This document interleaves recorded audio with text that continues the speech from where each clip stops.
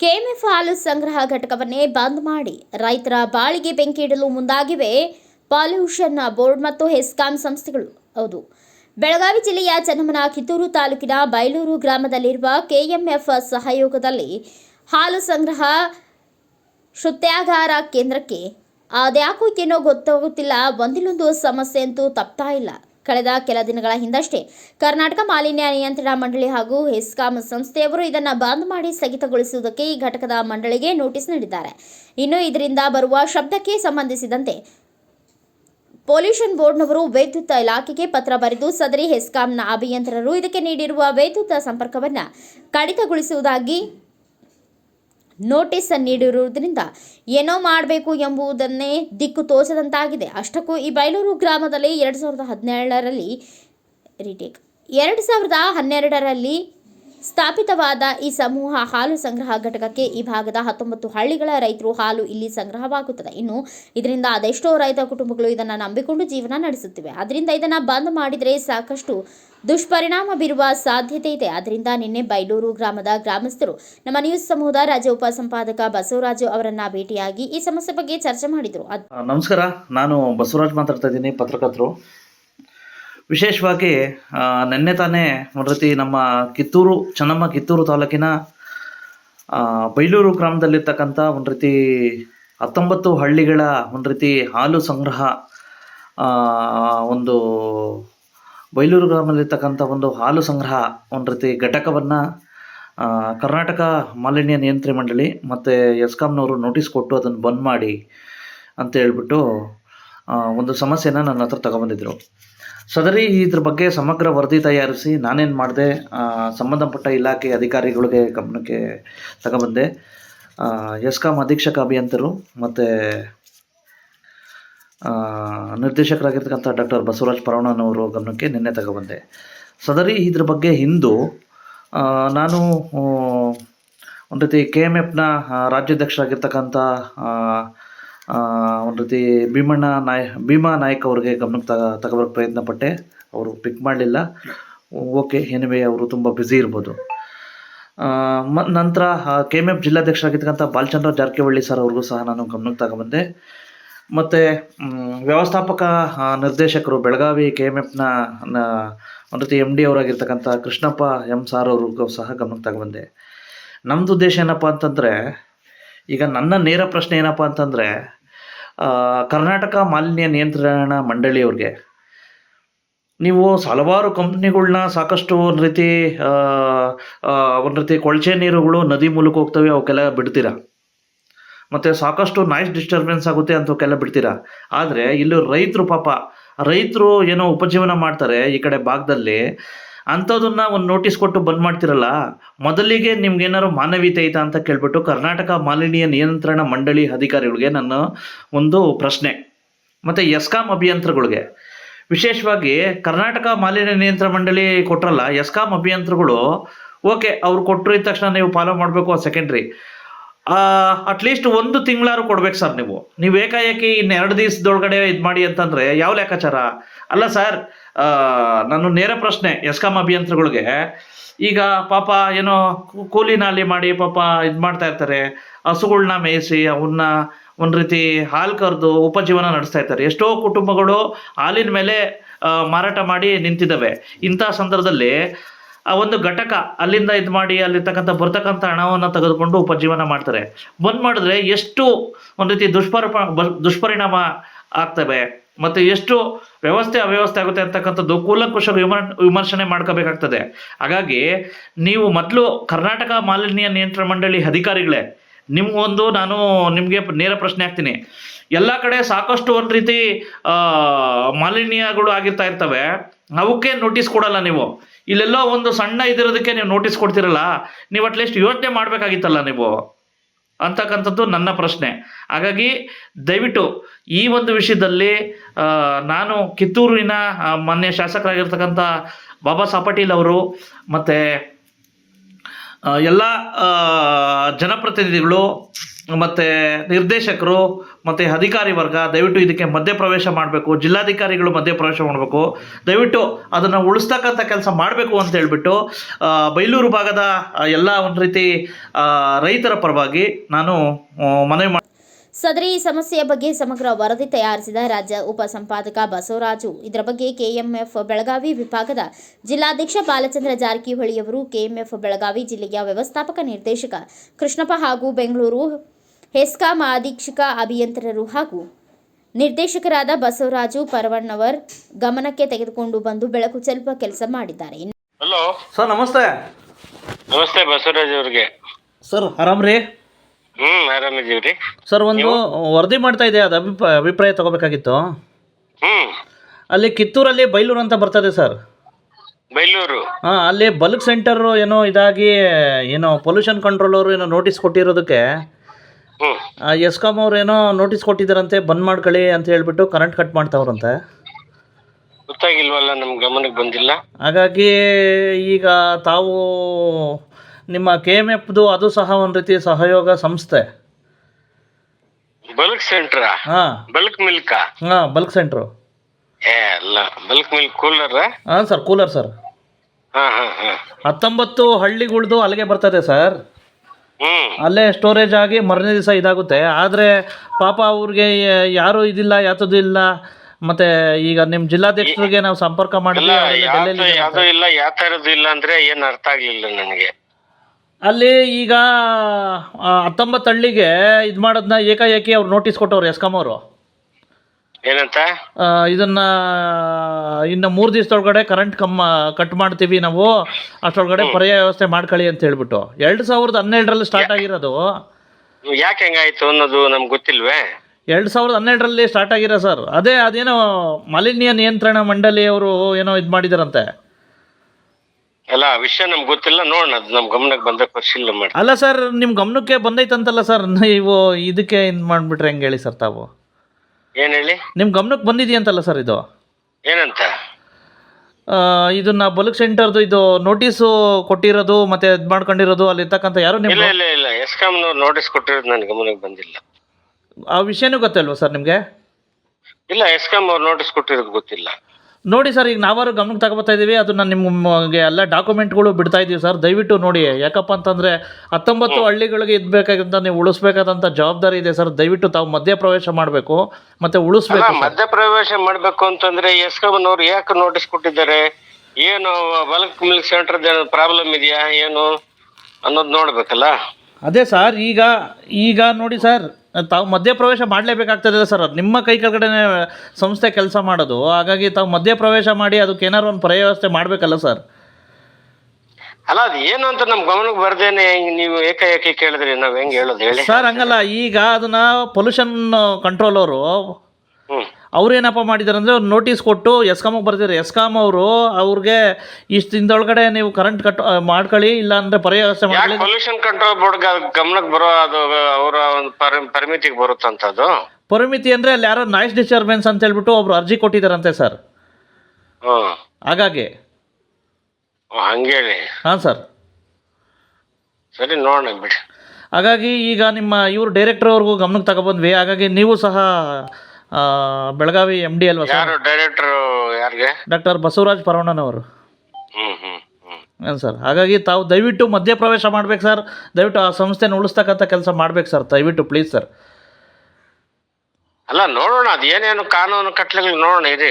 ಹಾಂ ಸರ್, ಈಗ ವರದಿನೂ ಪ್ರಸಾರ ಮಾಡ್ತೀವಿ ಸರ್. ಆ ಡಾಕ್ಯುಮೆಂಟು ಅವ್ರು ನೋಟಿಸ್ ಕೊಟ್ಟಿರೋ ನಿಮ್ಗೆ ವಾಟ್ಸಪ್ ಬಿಡ್ತೀನಿ ನೋಡಿ ಸರ್. ಎಲ್ಲ ಇರ್ಬೋದು, ಬಟ್ ನಾವು ಪರಿಶೀಲನೆ ಮಾಡ್ಬೇಕಲ್ಲ. ಅಲ್ಲಿಂದ ಏನ್ ನಮ್ಗೇನ್ ಮಾಹಿತಿನ ಬಂದಿಲ್ಲ, ಇದರಿಂದ ನೋಡ್ತೀನಿ ಅದು ಸರ್. ಅದೇ ಈಗ ನಿಮ್ಗೆ ಡಾಕ್ಯುಮೆಂಟು ಕಳಿಸ್ತೀವಿ ಸರ್. ಈ ಇನ್ಮೇಲಾದ್ರೂ ತಾವು ಭೇಟಿ ಕೊಡ್ತಿರೋ ಇಲ್ಲ ಸರ್, ಅದು ಏನು ಅಂತ ಹೇಳ್ಬಿಟ್ಟು? ಅಲ್ಲಲ್ಲ, ಅದು ಅವು ಹೇಳ್ತೀನಿ ಕೇಳಿ, ಅದು ಸಿಸ್ಟಮೇ ಬೇರೆ ಇದೆ. ಅದು ಬಲ್ಕ್ ಮಿಲ್ಕ್ ಕೂಲರ್ಸ್ ಅನ್ನ ಅವರು ಆ ಸೊಸೈಟಿ ಅವರು ಇಲ್ಲಿ ಹಾಕ್ಬೇಕು ಅಂತ ಡೈರೆಕ್ಟರ್ ಬೋರ್ಡ್ ಡಿಸೈಡ್ ಆದಾಗ ಹಾಕ್ತಿವಿ ಅಷ್ಟೇ ನಾವು. ಹಾಂ ಸರ್. ಅಲ್ಲಿ ಅದನ್ನ ಅವ್ರು ನಡ್ಸ್ಕೊಂಡು ಹೋಗ್ಬೇಕು. ಅದು ಏನಾಗಿದೆ ಹೆಂಗಾಗಿದೆ ಅನ್ನೋದು ನಮ್ಗೆ ಅದಿಲ್ಲ ಅಂದ್ರೆ ಬೇರೆ ಜಾಗದಲ್ಲಿ ಹಾಕ್ತಿವಿ. ಬಟ್ ಅವ್ರೇನ್ ಮಾಡ್ತಾರೆ, ಅದರ ಊರ್ನವ್ರೇನೋ 1-2-3 ಗಲಾಟೆ ಮಾಡ್ತಾರೆ ಅಂತ ಅವ್ರು ಬಂದು ಹೇಳಿದ್ರು. ಆ ತರ ಮಾಡಿದ್ರೆ ಆಗೋದಿಲ್ಲ. ಅದು ಬೋರ್ಡ್ ಇದೆ. ಪ್ರತಿಯೊಂದು ಸೊಸೈಟಿಗೂ ಒಂದು ಬೋರ್ಡ್ ಇರುತ್ತೆ. ಅಲ್ಲಿ ಎಲ್ಲಾ ಮೆಂಬರ್ಸ್ ಇರ್ತಾರೆ. ಅಲ್ಲಿ ಒಂದು ಆಡಳಿತ ಮಂಡಳಿ ಇರುತ್ತೆ. ಹೌದು ಸರ್, ಇರುತ್ತೆ. ಹೌದು, ಆಡಳಿತ ಮಂಡಳಿಯವರು ಕ್ರಮ ತಗೊಳ್ತಾರೆ ಆ ವಿಚಾರವಾಗಿ. ಅದು ಹೆಂಗ್ ನಡೆಸ್ಬೇಕು, ಏನ್ ನಡೆಸ್ಬೇಕು, ಬೈಲ ಇರುತ್ತೆ, ಅದಕ್ಕೆ ರೂಲ್ಸ್ ಇರುತ್ತೆ ಹಾಂ ಸರ್. ಅಲ್ವಾ. ಹಾಂ ಸರ್. ನೋಡೋಣ, ಅವರು ಡೈರೆಕ್ಟರ್, ಅವ್ರ ಅಧ್ಯಕ್ಷರು, ಆ ಸೊಸೈಟಿ ಅಧ್ಯಕ್ಷರು ಏನ್ ಹೇಳ್ತಾರೆ, ಅಲ್ಲಿನ ಡೈರೆಕ್ಟರ್ ಏನ ಹೇಳ್ತಾರೆ ಅನ್ನೋದ್ರ ಮೇಲೆ ಅಲ್ವಾ ಡಿಪೆಂಡು. ಈಗ ಏನಾದ್ರು ನಾವೇ ಏನೋ ಕ್ರಮ ತಕೊಂಬಿಡಿ ಸರ್ ಅಂತಂದ್ರೆ ಹೇಗೆ ಸರ್? ಕ್ರಮ ಅಂದ್ರೆ ಈಗ ಅದು ಮುಚ್ಚತಕ್ಕಂಥ ಪರಿಸ್ಥಿತಿ ಐತೆ ಸರ್. ಈಗ ನೀವೇ ಅದು ಸ್ವಲ್ಪ ಎಕ್ಸ್ಟೆಂಡರ್ ಮಾಡ್ಕೊಡಿ. ಈಗ ನಿಮ್ಗೆ ಲಾಸ್ ಅಲ್ಲ ಸರ್ KMF ಗೆ. ಹಾಗಾಗಿ ನಾನು ನಿಮ್ಮ ಮಧ್ಯಪ್ರವೇಶ ಮಾಡ್ಬೇಕು ಅಂತ ಕೇಳ್ತಾ ಇದ್ದೀನಿ ಸರ್. ಅಧ್ಯಕ್ಷರು, ಡೈರೆಕ್ಟರ್, ಬೋರ್ಡು ಅವ್ರು ಏನ್ ಹೇಳ್ತಾರೆ ನೋಡ್ಬೇಕಲ್ಲ ನಾವು ಸರ್. ಅದೇ ಸರ್, ಈಗ ನಿಮ್ ಗಮನಕ್ಕೆ ಬಂದೈತಾ ಇಲ್ವ ಅಂತ ಕೇಳ್ತಾ ಇದೀವಿ ಸರ್. ಇಲ್ಲ ಅವ್ರು ಯಾರು ನಮ್ಗೆ ಸೆಕ್ರೆಟರಿನೂ ಬಂದ್ ಹೇಳಿಲ್ಲ, ನಮ್ಮ ಅಧ್ಯಕ್ಷರುಗಳು ಬಂದ್ ಹೇಳಿಲ್ಲ. ಹಾಂ ಸರ್. ಏನ್ ಮಾಡ್ಬೇಕು ಅಂತ ನೋಡೋಣ, ಅವ್ರು ಬಂದ್ ಹೇಳಿದ್ಮೇಲೆ. ನೋಡಿ ಸರ್, ದಯವಿಟ್ಟು ಉಳಿಸ್ತಕ್ಕಂಥ ಕೆಲಸ ಮಾಡಿ ಸರ್, ದಯವಿಟ್ಟು ಪ್ಲೀಸ್ ಸರ್. ಏನ್ ಹೇಳಿ ಬಯಸ್ತೀರಾ ಇದ್ರ ಬಗ್ಗೆ? ಬೈಲೂರು ಗ್ರಾಮದಲ್ಲಿ ಸುಮಾರು ವರ್ಷಗಳಿಂದ ನಮ್ಮಲ್ಲಿ ಇದು ಹಾಲು ಉತ್ಪಾದಕರ ಸಹಕಾರಿ ಸಂಘ ಕಟ್ಟಿದ್ದಾರೆ. ಅದಕ್ಕೆ ಬಹಳ ಹಿರಿಯರ ಪರಿಶ್ರಮ ಇತ್ತು. ಅದರ ಮುಖಾಂತರ ಅದರಿಂದ ನಮ್ಮ ಭಾಗದ ರೈತರಿಗೆ ಮತ್ತು ನಮ್ಮ ಬೈಲೂರು ಗ್ರಾಮದ ರೈತರಿಗೆ ಬಹಳ ಅನುಕೂಲ ಅದ. ಆರ್ಥಿಕವಾಗಿ ಎಲ್ಲ ರೈತರು ಒಂದು ಸಬಲತೆಯನ್ನು ಹೊಂದಲಿಕ್ಕೆ ಆ ಸಂಸ್ಥೆಯಿಂದ ಬಹಳ ಜನ ಅಲ್ಲಿ ಉಪಕಸಬನ್ನ ಹೈನುಗಾರಿಕೆ ಮಾಡ್ಕೊಂಡು ಅಲ್ಲಿ ಹಾಲು ತಂದು ಹಾಕಿ ಎಲ್ಲರೂ ಕೂಡ ಜೀವನವನ್ನು ಸಾಗಿಸ್ತಕ್ಕಂಥ ರೀತಿ ಒಳಗಡೆ ಇದ್ದಾರೆ. ಅದೇನೋ ಯಾವುದೋ ಒಂದು ಕಾರಣಕ್ಕಾಗಿ ಅದೇನು ಮಾಡಿದಾರೋ ನಮ್ಗೆ ಗೊತ್ತಿಲ್ಲ. ಅದರಿಂದ ಆ ಕರೆಂಟ್ ಏನು ಕಟ್ ಮಾಡ್ಲಿಕ್ಕೆ ಏನು ಇದನ್ನು ಮಾಡಿದಾರೋ ಅದು ಪುನಃ ಆಗಿ ಮತ್ತೆ ಅದನ್ನ ಶಿಥಿಲೀಕರಣ ಮತ್ತೆ ಪ್ರಾರಂಭ ಆಗಬೇಕು ಮಾಡಿ ಅದು ರೈತರಿಗೆ ಉಪಯೋಗ ಆಗ್ಬೇಕಂತ ನಾನು ಹೇಳಿ ಬಯಸ್ತೀನಿ. ಅಲ್ಲ ಸರ್, ಈಗ 2012-13 ಸ್ಟಾರ್ಟ್ ಮಾಡಿರ್ತಕ್ಕಂಥದ್ದು, ಅವಾಗ ಏನು ನೋಟಿಸ್ ಇಲ್ಲ ಆಗ್ತಿದ್ದಿಲ್ಲ. ಈಗ ಏಕಾಏಕಿ ನೋಟಿಸ್ ಕೊಟ್ಬಿಟ್ಟು ಬಂದ್ ಮಾಡಿ, ಏನ್ ಸರ್ ಇದು? ಏನು ರಾಜಕೀಯ ಪ್ರೇರಿತನೋ ಏನ್ ಸರ್ ಇದು? ರಾಜಕೀಯ ಪ್ರೇರಿತ ಏನಿಲ್ಲ ಅದು. ಅವ್ರು ಯಾವ ಉದ್ದೇಶ ಇಟ್ಕೊಂಡು ಮಾಡ್ಯಾರೋ ಏನೋ ಅಂತ ಗೊತ್ತಿಲ್ಲ. ಅಲ್ಲಿ ನಮ್ಮ ಕಮಿಟಿ ಅವರಿಗೆ, ಆಮೇಲೆ ಅವರಿಗೆ ಏನೋ ಒಂದು ವೈಯಕ್ತಿಕ ಏನೋ ಇರೋದ್ರಿಂದ ಹಂಗೆ ಮಾಡಿರ್ಬೋದು ಅವರು.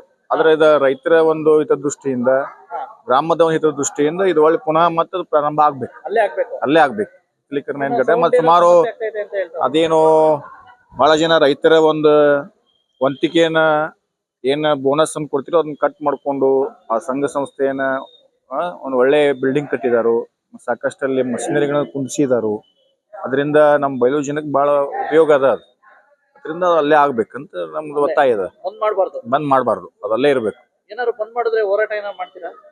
ಅಂದ್ರೂ ನಮ್ಮಲ್ಲಿ ಕಮಿಟಿ ನಮ್ದ ಅದ, ಆರಿಸ್ ಬಂದಿರ್ತಕ್ಕ ನಮ್ಮವ್ರು ಅದಾರ. ಅವೆಲ್ಲ ಜೊತೆ ವಿಚಾರ ಮಾಡ್ಕೊಂಡು ಮುಂದಿನ ಕ್ರಮ ಏನ್ ಮಾಡ್ಬೇಕು ಅನ್ನೋದು ನಾವು ವಿಚಾರ ಮಾಡಿ ಹೇಳ್ತೀವಿ. ಬಂದಾಗದಕ್ಕೆ ಬಿಡಲ್ಲ. ಬಂದಾಗ ಬಿಡಂಗಿಲ್ಲ. ಅದ್ರ ಯಾಕಂದ್ರೆ ರೈತರಿಗೆ ಉಪಯೋಗ ಅದ. ಅದು ತಿರ್ಕೊಂಡು ನಾವು ಕಮಿಟಿ ಎಲ್ಲ ಕೂತ್ಕೊಂಡು ಏನಾರ ಒಂದು ತೀರ್ಮಾನವನ್ನು ತೆಗೆದುಕೋತೀವಿ. ಗ್ರಾಮದ ಹಿರಿಯರು, ಗ್ರಾಮದ ರೈತರು, ಆಮೇಲೆ ನಮ್ಮ ಸಂಘ ಸಂಸ್ಥೆ ಏನ್ ಪದಾಧಿಕಾರಿಗಳು ಅವರು ಎಲ್ಲರೂ ಕೂತ್ಕೊಂಡು ಒಂದು ಮಾತಾಡ್ತಾ ಇದ್ದೀನಿ. ಪತ್ರಕರ್ತರು, ವಿಶೇಷವಾಗಿ ಮಾನ್ಯ ಪಶುಸಂಗೋಪನೆ ಇಲಾಖೆ ಸಚಿವರ ಗಮನಕ್ಕೆ ನೋಡ್ಬೇಕಾದಂತ ಪರಿಸ್ಥಿತಿ. ವಿಶೇಷವಾಗಿ ಕಿತ್ತೂರು ಕರ್ನಾಟಕದಲ್ಲಿ ಒಂದ್ ರೀತಿ ಕಿತ್ತೂರು ನಾಡಿನಲ್ಲಿ ತುಂಬಾ ಐತಿಹಾಸಿಕ ಒಂದ್ ರೀತಿ ಗ್ರಾಮ, ಶಿವಶರಣರ ಗ್ರಾಮ ಅಂದ್ರೆ ಬೈಲೂರು ಗ್ರಾಮ ಅಂದ್ರೆ ತಪ್ಪಾಗ್ಲಾರ್ದು.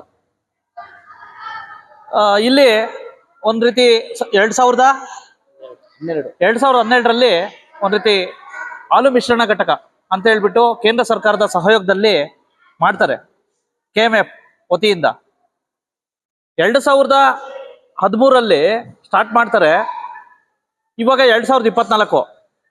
2013ರಲ್ಲಿ ಇದ್ ಮಾಡಿ ಸುಮಾರು 16 ಗ್ರಾಮಗಳು ಹಾಲು ಅಲ್ಲಿ ಬಂದು ಸೇರುತ್ತೆ, ಸ್ಟೋರೇಜ್ ಆಗುತ್ತೆ. ಸ್ಟೋರೇಜ್ ಆಗಿ ನಂತರ ಮರನೇ ದಿವಸ ಹೋಗುತ್ತೆ. ಆಯ್ತಾ? ಇಂಥ ಪರಿಸ್ಥಿತಿಲಿ ವಿಶೇಷವಾಗಿ ಅಲ್ಲಿರ್ತಕ್ಕಂಥ ಒಬ್ಬ ಖಾಸಗಿ ವ್ಯಕ್ತಿಗಳು, ವಿಶೇಷವಾಗಿ ಒಬ್ಬ ಖಾಸಗಿ ವ್ಯಕ್ತಿಗಳು ಏನೋ ಒಂದ್ ರೀತಿ ಮಾಲಿನ್ಯ ಒಂದ್ ರೀತಿ ಘಟಕಕ್ಕೆ ಒಂದ್ ರೀತಿ ಅರ್ಜಿ ಕೊಟ್ರಂತೆ, ಅದನ್ನ ಬಂದ್ ಮಾಡಿ ಅಂತ ಹೇಳ್ಬಿಟ್ಟು.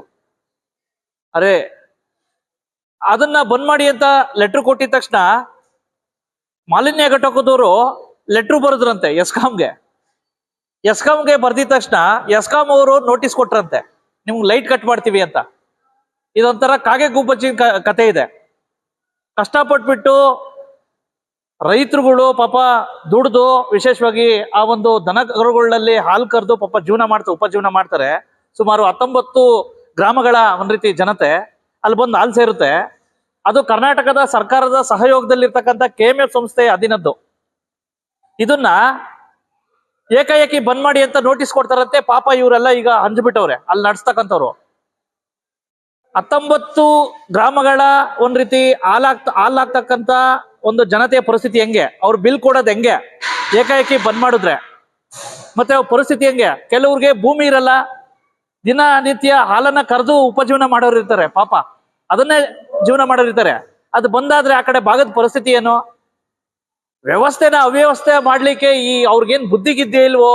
ಬಹುಶಃ ಆ ಕರ್ನಾಟಕ ಮಾಲಿನ್ಯ ಘಟಕ ಅಧ್ಯಕ್ಷನ್ಗೆ ಬಹುಶಃ ಹೊಸ ಅಧ್ಯಕ್ಷರು ಅಂತ ಕಾಣಿಸ್ತದೆ. ನೀವು ಏಕಾಏಕಿ ನೋಟಿಸು KEBಗೆ ಲೆಟರ್ ಬರೀತಾರಲ್ಲ, ಕನಿಷ್ಠ ಒಂದು ಸಾಮಾನ್ಯ ಜ್ಞಾನ ಬೇಡವಾ ನಿಮ್ಗೆ? ಆಗುವಗಳನ್ನ ಯಾವ ರೀತಿ ಇದಾಗದು? ಯಾಕಪ್ಪ ಅಂತಂದ್ರೆ ಇವಾಗ ಹೇಳಿದ ಪ್ರಕಾರ ಅಲ್ಲಿರ್ತಕ್ಕಂಥ ಸುತ್ತಮುತ್ತ ಎಲ್ಲಾರ್ದು ಸಪೋರ್ಟ್ ಇದೆಯಂತೆ. ಆದ್ರೆ ಒಬ್ಬ ವ್ಯಕ್ತಿಗೋಸ್ಕರ ಅದನ್ನ ಬಂದ್ ಮಾಡೋದು ಯಾವ ಒಂದ್ ರೀತಿ ಇದು? ನೀವು ಒಂದು ನೋಟಿಸ್ ಕೊಡ್ಬೋದು, ಅಥವಾ ಬಂದು ಅಲ್ಲಿರ್ತಕ್ಕಂಥ ಸೌಂಡ್ ಅನ್ನು ಕಮ್ಮಿ ಮಾಡಿ ಅಂತ ಹೇಳ್ಬಿಟ್ಟು ಒಂದು ಇದ್ ಮಾಡ್ಬೋದು. ಆದ್ರೆ ಏಕಾಏಕಿ ನೀವು ಕರೆಂಟ್ ಕಟ್ ಮಾಡಿ ಅಂತ ಹೇಳ್ಬಿಟ್ಟು KEB ಕೊಟ್ರಂತೆ. ಆನಂತರ KEB ಒಂದ್ ರೀತಿ ಅಧಿಕಾರಿಗಳು ನೋಟಿಸ್ ಕೊಟ್ಟವ್ರೆ, ಇನ್ನ 2 ದಿವಸದೊಳಗಡೆ ಬಂದ್ ಮಾಡ್ಬೇಕು ಅಂತ ಹೇಳ್ಬಿಟ್ಟು. ಹಾಲೇನ್ ಮಾಡ್ಬೇಕಾಗತ್ತು ಸ್ವಾಮಿ? ಆಯ್ತಾ, ಹಾಲೇನ್ ಮಾಡ್ಬೇಕು? ಅದು ಕೋಲ್ಡ್ ಸ್ಟೋರೇಜು, ಅದು ಎಲ್ಲ ಸ್ಟೋರೇಜ್ ಆಗುತ್ತೆ, ಆನಂತರ ಮರನೇ ದಿವಸ ಬೇರೆ ಕಡೆ ಇದಾಗುತ್ತೆ. ಹಾಗಾಗಿ ದಯವಿಟ್ಟು ಇಂಥ ಪರಿಸ್ಥಿತಿಲಿ ದಯವಿಟ್ಟು ಜನಪ್ರತಿನಿಧಿಗಳು ಪ್ರವೇಶ ಮಾಡಬೇಕು ದಯವಿಟ್ಟು. ಯಾಕಪ್ಪ ಅಂತಂದ್ರೆ ಸಾಕಷ್ಟು ಬಹುಪಯೋಗಿ ಒಂದ್ ರೀತಿ ಘಟಕ ಇದು, KMF ಘಟಕ. ಪಾಪ ಈಗ ಅವರು ಪಾಪ ಚಿಂತಾಕ್ರಾಂತ ಆಗಿದ್ದಾರೆ, ಹಿಂಗಾದ್ರೆ ಹೆಂಗೆ ಅಂತ ಹೇಳ್ಬಿಟ್ಟು. ಹಾಗಾಗಿ ದಯವಿಟ್ಟು ನಾನು ಈಗ ತಾನೇ ಅಧೀಕ್ಷಕ ಎಸ್ಕಾಂ ಅಭಿಯಂತರ ಜೊತೆ ಮಾತಾಡಿದ್ದೀನಿ.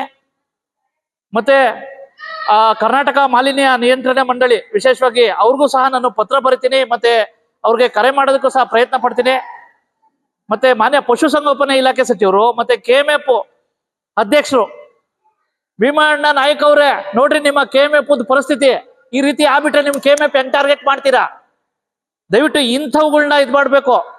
ಬಹುಶಃ ನಮ್ಮ ಜಾರಕಿಹೊಳಿ ಸಾಹೇಬ್ರು ಇದ್ರು, ಅದನ್ನ ಅಗರಿಬೊಮ್ಮನಹಳ್ಳಿ ಭೀಮಣ್ಣ ನಾಯ್ಕ ಕೊಟ್ಬಿಟ್ಟವ್ರೆ, ಭೀಮಾ ನಾಯಕ್ಕೆ. ಬಹುಶಃ ಭೀಮಾ ನಾಯಕ್ ಅವರೇ ನೋಡಿ ಇಂಥ ಪರಿಸ್ಥಿತಿನ, ನಿಮ್ಗೆ ಟ್ವಿಟ್ಟು ಮಾಡ್ತೀನಿ ಈ ವ್ಯವಸ್ಥೆನ, ಮತ್ತೆ ವಿಡಿಯೋನು ಕಳಿಸ್ತೀನಿ.